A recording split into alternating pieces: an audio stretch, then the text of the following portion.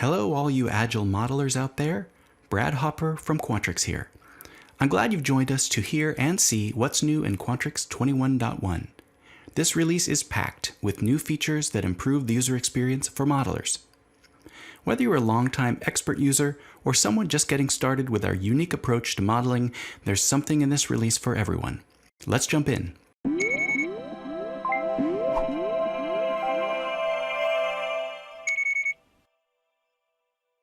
First out of the gate, when you open the 21.1 release, you'll notice this little bell down here. If you guessed the green color means you have a notification of some sort, you'd be right. Introducing Quantrix Bulletins, a new way for you to get important information about what's going on with your modeling tool of choice and the Quantrix community. Just click the bell to open the Bulletins task pane. You can also get here through this new community menu, where we've additionally listed how many unread bulletins you have at a given time. The interface is pretty simple. Click on a bulletin title to read it. They're all short and will likely have links to follow to get more details. You have the choice to show or hide bulletins you've already read, and you can right-click to mark a bulletin as unread. Speaking of email, while you can, there's no need to delete bulletins because each has an expiration date, and they'll drop off the list without any action needed from you. We will maintain a list of historical bulletins somewhere, so you can always follow up if you miss something. You might already know about bulletins because maybe you clicked this one to watch this video. That's weird. Does that mean you've already seen this video? Most of our users will know that you can copy and paste values from and to cells in a matrix via the clipboard. But what if you want to bring data into Quantrix and define the categories and items along the way using data import? It's possible today by using the menus Data, Import Data, From Clipboard, but we've made this dramatically easier through the traditional shortcut for paste. That's Control-V on Windows, of course, or Command-V on a Mac. We used to call it Pretzel-V, which I think is more fun. If you copy some data from a file or a spreadsheet, including its column headers, like this, and without any cell or other selections you hit Paste, we automatically launch the import data flow, where you can define categories, items, and cells. As a new user, I was kind of baffled that I couldn't just paste data to make a new matrix. Well, now you can. Here's another one you probably tried and wondered why it didn't work. Of course, we want to give our views useful names. A view is what we call these things here with a tab on top that holds a matrix or a chart. You probably know that a nice central place to manage views is in the model browser, and you can right-click a view and rename it there. But what if your model browser is closed? It's a bit annoying to open it, rename your view, and then close it again. So now we support simply right-clicking the Views tab directly to rename it. I'm sure the tiny amount of time saved with this feature will add up, and the next time you right-click a tab, something useful will actually happen. Another time saver is next. Have you ever deleted the last category in a tray and then wondered, what do I do now? You can of course hit undo or click a category in another tray, hit enter to make a new one, and then drag it up where you need it. In fact, up to now, the primary way to make a new category regardless is to click on an existing one and hit enter. Now that's awesome and we're never going to change it. But the engineer in me says, why 2 steps to do something so fundamental? And what if new users don't discover how to make new categories? They might just sit there with empty matrices for months. It will be no surprise what this little button does. One click makes a new category. Who'd have thought? Here's a pro tip for you. If you hold down the Shift key while clicking the new category button, Quantrix will add it to the front of the list instead of the end. Okay, we've got this new category and we want to give it a name. If you're an eagle-eyed Quantrix master, you will remember that in the old days, before 21.1, the items would still be named like B1 or F1, wherever in the alphabet you happened to be when you made that thing. It's not a huge deal because you're probably going to rename that item anyway, but if you have a lot of categories, it can be disorienting to even find the items of the one you're working on.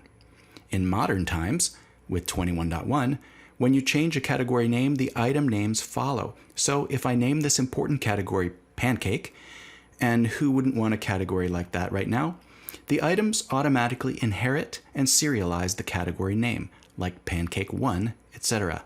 I love it.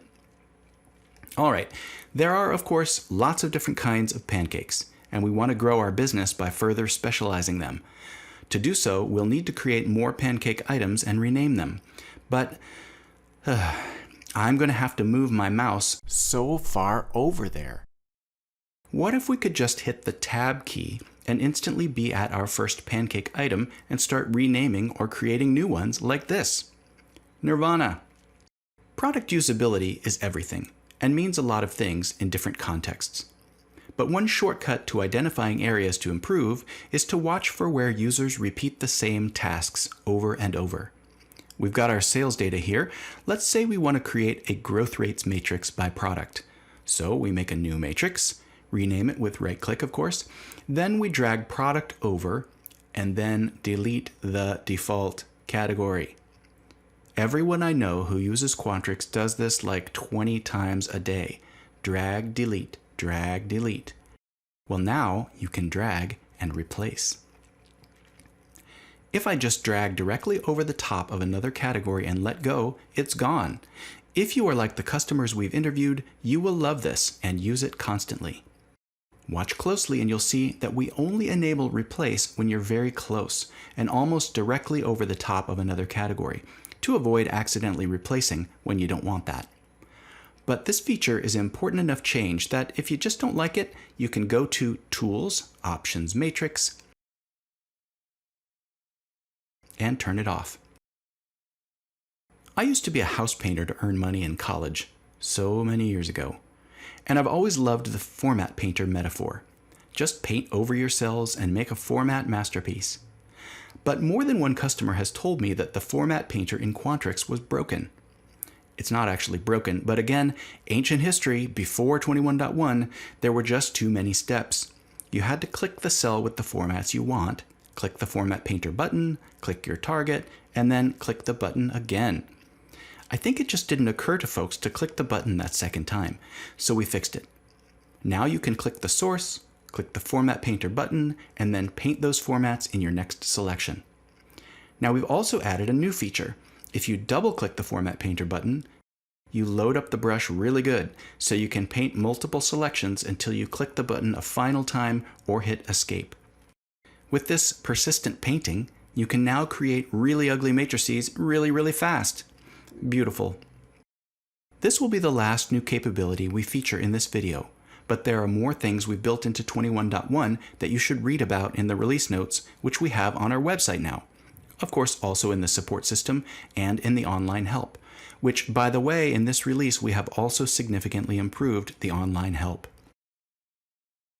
So the last new feature is one of my favorites, because we are now making it easier to gain access to the world of custom Quantrix plugins.